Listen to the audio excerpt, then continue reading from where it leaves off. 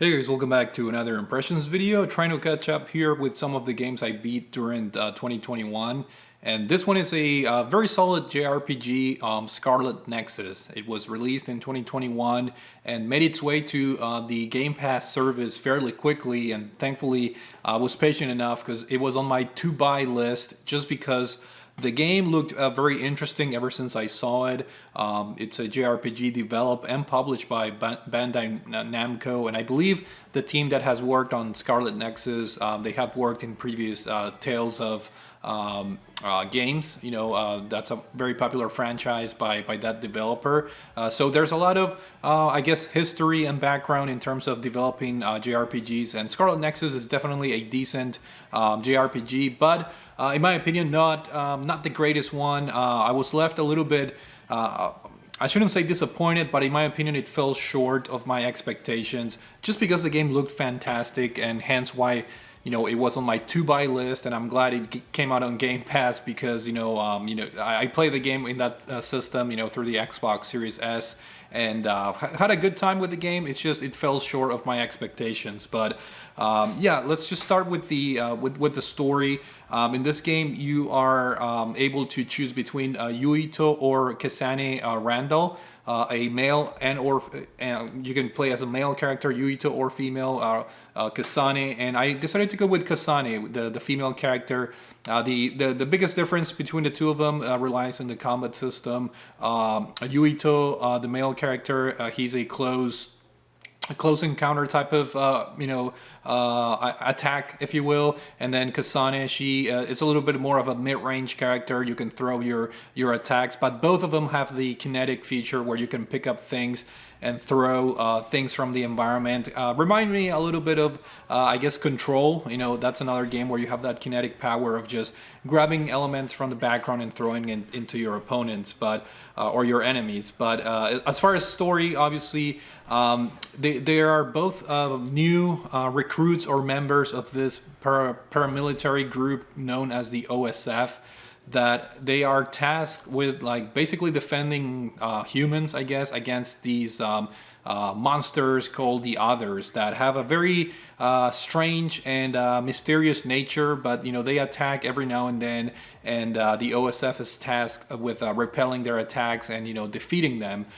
So obviously the story takes several turns. This wouldn't be your common JRPG without having convoluted stories and plot twists and things of that nature.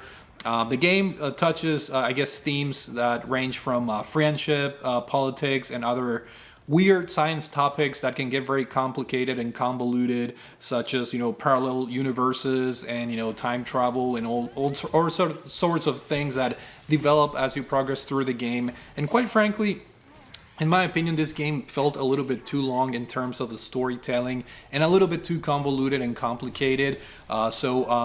In my opinion, the story is not the strongest suit in the game.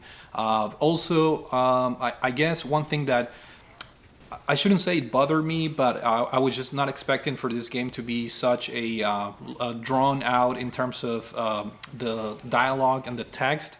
At parts, this game felt like a visual novel. Like a good portion of the game, you will be spending looking at the game's just a character screen, and have them then interact and with the dialogue and the voice acting and whatnot.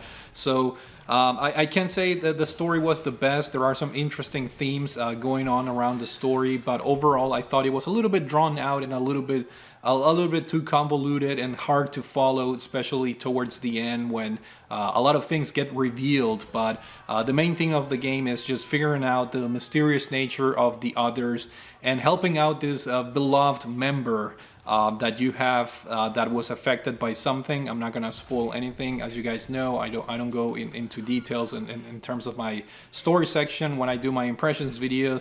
But that's the gist of the story. And of course, we cannot talk about an RPG without discussing the character development, which it's something that the Namco team did a very good job in the Tales of games. Character development through kind of like quote unquote social links and heart to heart types of scenarios similar to Xenoblade. And this game is no different. This game definitely has some sort of like social link feature that in between chapters you're able to kind of like socialize and get to know your party members and friends a little bit more, which at first it was a neat idea, but unfortunately I think it draws out a little bit too far. I think it's a little bit a weak element overall of the game, and quite frankly, in certain parts of the game, it was a little bit boring dealing with the social link, I guess, segments of the game. Unfortunately, you sort of need this because the more you bond with your friends and party members, the stronger they get, and the perks are actually pretty good when it comes to combat. So my advice is to just buckle up and do them. Some of them have interesting side stories. You get to know a little bit more about your party members and their past. But in my opinion, it could have been condensed a little bit more in terms of the overall character development and the story. So.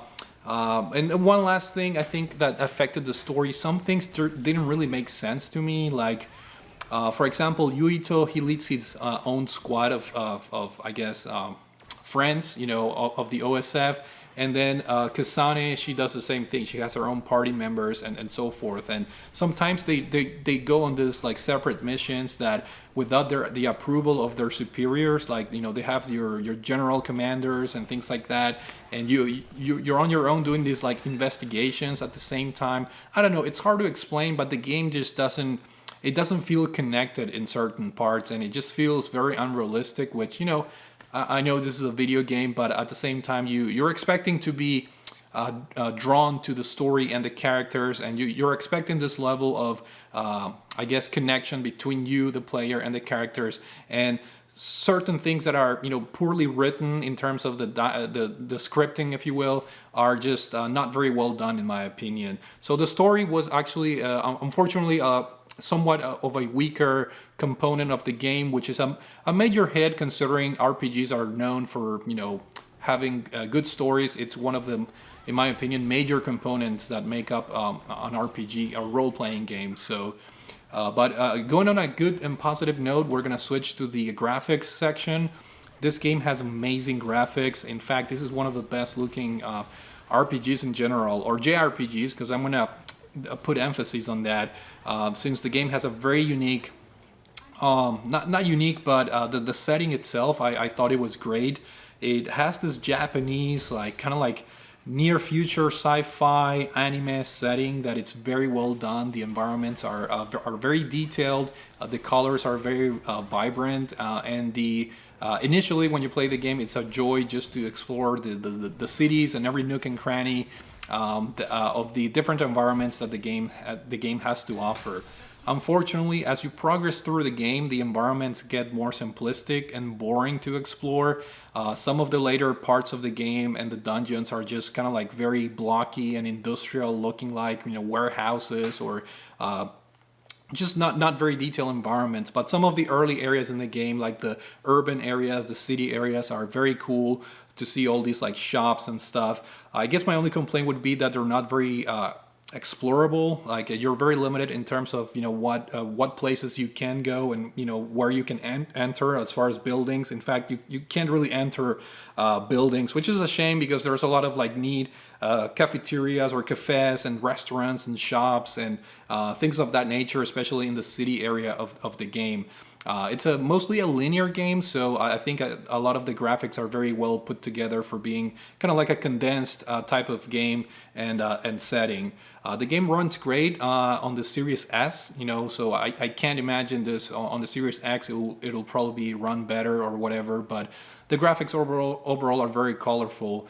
And the one thing that I really appreciated also was the presentation in terms of the story. Like the game has this great manga slash comic book types of cinematic sequences in between chapters or in between events in the game, where you have your character, your characters with this anime looking, I guess art direction, and and they're talking to each other and whatnot. So the game has a very nice presentation in terms of graphics, and in my opinion, the graphics are perhaps one of the highest, if not the highest or strongest point in the game. So props to them, and also the effects in the game. Like the lighting effects, the fire effects, things like that are very well put together and very detailed. So props to the developers for doing a great job in that regard.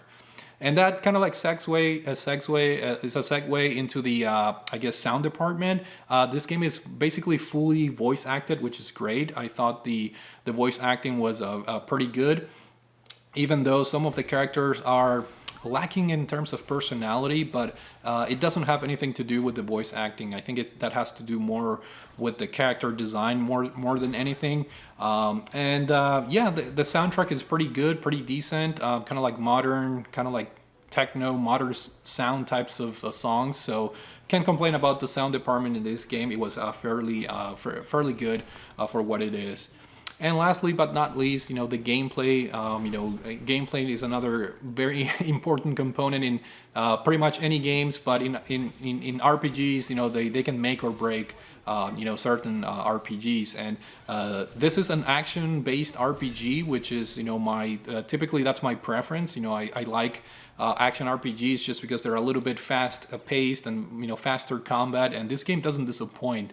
It starts out in a very basic hack and slashy type of scenarios where you can create combos and then use your kinetic powers to throw environmental pieces towards the enemies. But the game quickly expands the combat system in the sense that you can use your party members to assign different effects to the enemies. And then in combination with the environment, you can create more damage. And I thought that was a pretty cool feature of the game, and adds a little bit more of strategy and tactical element. For example, you can grab things in the environment such as like water barrels, for example, and you throw the water barrels on the enemies. The enemies get wet. And then you can use your electricity party member to inflict more damage, because electricity, it's attracted to water or whatever. So you create more damage. And, that's one example of how you can deal more damage. Or, for example, you throw in an oil barrel to an enemy. The enemy is drenched in oil, and then you use your fire party member to put more damage into the enemy. So there's a lot of cool things that you can do like that, and of course your party members have different types of powers. Unfortunately, you have to advance quite far in the game before you have a full open, I guess, menu in terms of your party members, which becomes very fun. Once you have all the party members available, it becomes very fun because you have that ability of mixing and matching your attacks with different effects. Some of your party members have powers that can make you invisible. That makes great for stealthy segments in the game. Some party members have clairvoyance, so they can kind of like see where the enemy is going to attack. Things of that nature that makes the game great. And on top of using the effects for the battles, I thought it was a pretty neat feature that you can use also the effects of your party members to solve like environmental puzzles, where when you're not fighting enemies, you can use their powers to solve certain puzzles and progress through the game. Now, I do have to say that the environments go from great to boring very quickly. And the enemy design in this game, it's great. That's another very strong point in the game. They have an excellent art direction. There are like these bizarre looking monsters and creatures that are very like artsy looking in a way, but at the same time they're bizarre looking. So the others are created fantastic in this game, in my opinion, and the boss battles are also pretty interesting. It can get pretty challenging. There was a boss battle towards the end of the game where I had to repeat it, a bunch of times, like 3 or 4 times, because the boss battle had different stages, and it was very hard to defeat this boss battle. But other than that, you have the ability to expand your abilities with a skills tree. The more you fight, the more you level up, the more points you gain. Obviously, you can have different abilities unlocked. You also have like special movements such as the Brain Crush, which is kind of like a finish move on the enemies, which is pretty cool. You kind of like explode. Enemies have a weak point that it's represented by a light bulb. So the Brain Crush allows you to do a finishing move that looks really cool, very cinematic, and then you're able to crush that light bulb for the enemies. There's also, I believe, another power called Brain Drive, which is actually kind of silly because as you're defeating enemies, your Brain Drive bar fills up, and once it's full, it activates automatically, which is very weird and very strange. Sometimes you're able to, for example, you just defeated a boss or a certain groups of enemies, and your bar it's completely full and it activates by itself, and then you're in a segment of the game where you're playing where there are no enemies. So you have like this temporary power up that grants you a lot of strength, a lot of special abilities, but yet you can't use it on any enemies because you just defeated them. So a lot of poor timings in my playthrough, which is very unfortunate. It's just something that was very, badly thought after, I guess. And then there's a superpower that creates a dark screen that you can control. That one you have control. You can activate it whenever you want, which is very powerful and very useful against boss battles. Other than that, as much as I liked the way they set up the battle system, it's action based. It has different effects, different party members. It became a little bit of a drag towards the end of the game. Like a lot of the enemies require stealth components. Like some enemies, you have to use your invisible, I guess, a power up to approach them from behind.